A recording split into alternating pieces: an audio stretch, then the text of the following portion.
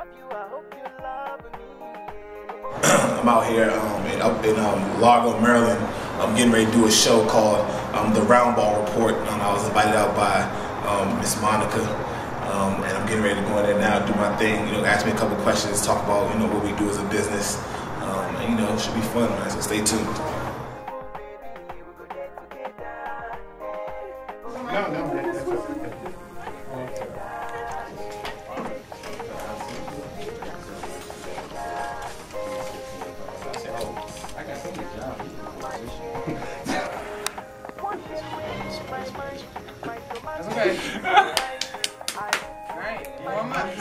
How I get the name right and if we get the organization? Yes, we are. More than basketball. Yes, I'm ready. There you go. Here we go with the music again. And then 4, 3, 2.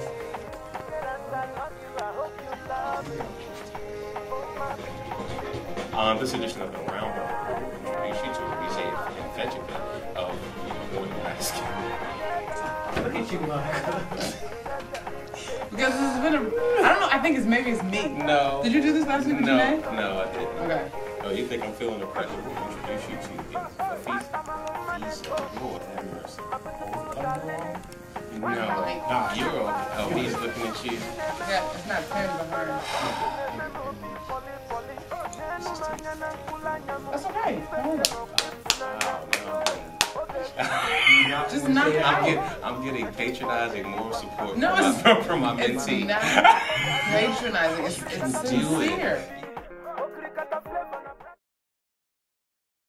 Hello, I'm Andrew Dyer. Welcome to another edition of the Roundball Report, the only show in the area dedicated to highlighting mixes of high school, college, and professional basketball teams which play in the Washington metropolitan area. And here with me again is my co-host, former Holy Cross High and Georgetown University star, Monica McNutt. Monica, the NBA season is upon us. The NBA season is upon us, and I'm super excited. I am as well. I mean, everybody's hopes are high at this time of the year. But our first guest is going to talk a little about something more than basketball. I love that. Beautiful segue. Before we jump to NBA, absolutely, we do have one of the up-and-coming stars in our area who is doing some things outside of basketball, dealing with basketball, but showing us that it's truly more than a game. We're joined in studio today by Arize Ifejika. How are you today, sir? I'm good. How are you doing? I'm well. Thank you so much for joining us. And as we both have sort of teased, obviously you're dealing with things more than basketball, but also using sport. Tell us a little bit about your management group. More Than Basketball is a sports and entertainment. We like to consider us like a sports lifestyle brand. We use annual events year-round to not only serve as like a revenue stream, but also like a professional platform to like leverage, promote, and market several other endeavors. We'll talk about some of your clients and the events. Okay, so basically we do Fall League, Summer League, and Winter League, which is depending on what season. We do high school and youth. We also do high school showcases during the actual season, which is one of my events was actually where I met Monica in 2012, I think it was, at Carroll, which is actually events that count actual regular season games, count on their schedule, and really competitive, where we have opportunity to be fans as well as business people. We can kind of create the matchups that we want to see, and will generate spectator interest. We also do AAU tournaments, like travel team tournaments, and we also partner up with a lot of local entities such as DTLR, Angie Edge. We've done some stuff with, and do like local community-based events as well. Okay, now the moniker, that's the basketball piece. Then what's the more than basketball piece? So in my travels as entrepreneur, I noticed that for every ACC, Big Ten player that comes out, it's 1,000,001. Like guys who may never even get a chance to play college basketball and end up being like regular people. And also I noticed too that these are still like regular people who have a bunch of different interests outside of just basketball. Myself being one of those people, and I always had the thirst and hunger to want to do a lot of other things outside of basketball as well. I want to dabble in fashion, music, film, things of that nature. So when I decided to start my own business, because I had been working with somebody else prior to that doing basketball events, it just made perfect sense to call it More Than Basketball. So what I did was I actually partnered up with a couple of different people, and we have an upstart fashion line, S&S Clothing. We did a short film, which we launched in 2011. We actually put it online, but the demand was so high, we decided to take it offline and start selling the DVDs. And we ended up selling like an abundance of 20,000 DVDs independently. So we sold them for like $3, but nonetheless, the interest was there, and the support of the basketball community. It was, so we enjoyed doing that. And then we also managed, signed a team go-go band, TOB band, a show brought under our umbrella, and used the relationships that we have with the high schools and middle schools and stuff like that to, leverage business that way too, where their homecomings, their school dances, things like that. And it was more respected, it was more like safe. Go-go often has like that negative connotation. But with us taking that leap of faith and bringing them under our wing, a lot of people really felt at ease to be able to, bring them to their school and have school functions, and also served as a great fundraiser for a lot of the basketball programs too. So that's a few of the things we did. Cool. Now you mentioned the film. I believe I got an opportunity to see that film. What was it about?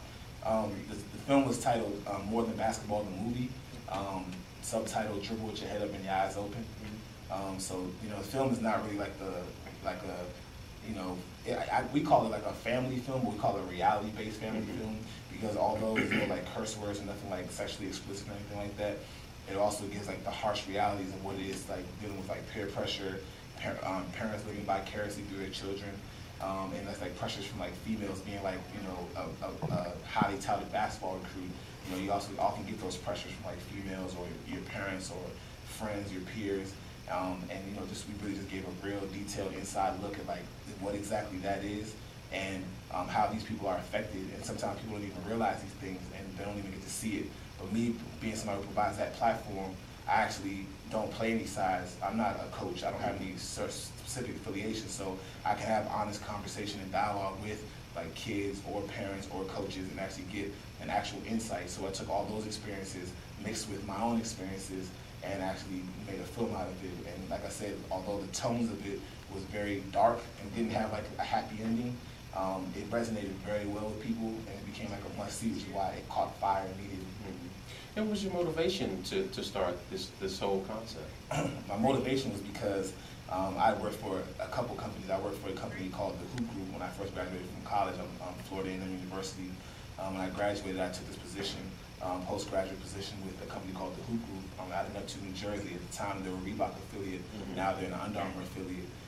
And it was nothing but basketball. It was like, I called it boot camp for life, because when I got there, I developed such a strong reputation, because in this business, a lot of times when you see the basketball administrative side of things, it's usually represented by like middle-aged white America. You don't really see like young black, especially the ones you do see aren't really like urban influence, like like fashionably in tuned or musically inclined, stuff like that. So I generated this like crazy buzz, and where a lot of people were coming up to me, and as I was going along, I ended up getting another job because of that, like that uniqueness. A guy by the name of Curtis Simons, who used to be with the Mystics, BET, and everything.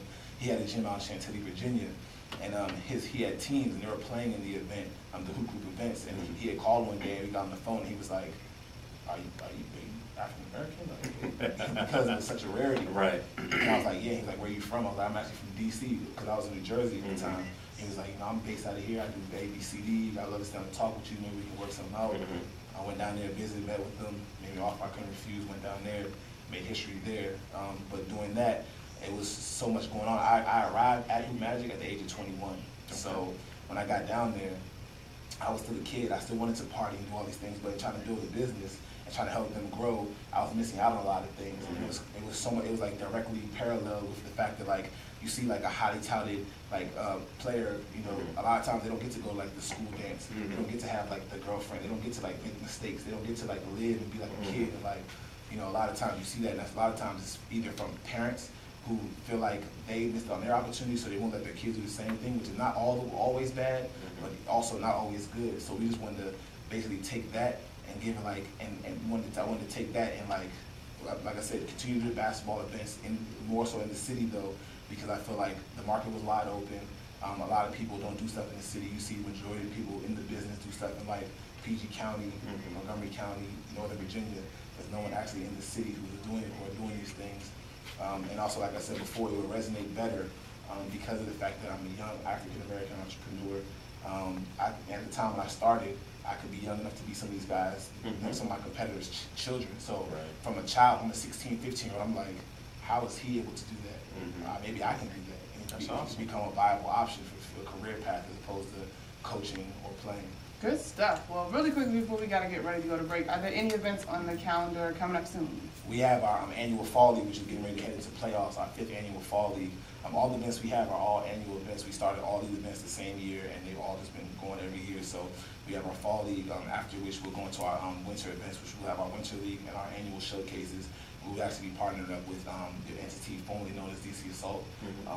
They'll be doing an event at Wise High School on December 19th, I believe.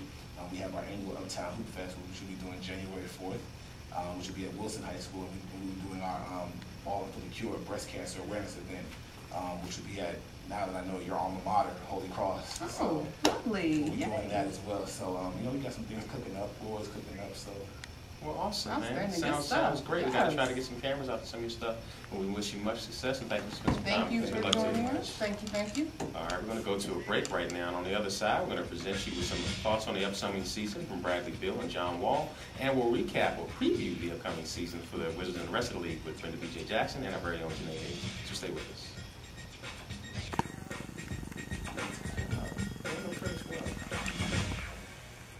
Been on. Okay, I'll do that. How'd I do? NFC, AFC, offensive linemen, defensive tackle.